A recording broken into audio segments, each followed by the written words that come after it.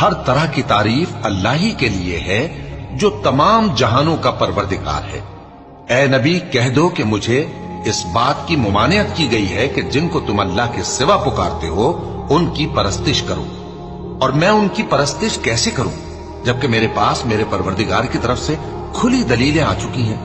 اور مجھ کو حکم یہ ہوا ہے کہ پروردگار عالم ہی کا فرما بردار رہوں۔ وہی تو ہے جس نے تم کو پہلے مٹی سے پیدا کیا، پھر نطفہ بنا کر، پھر لوتھڑا بنا کر،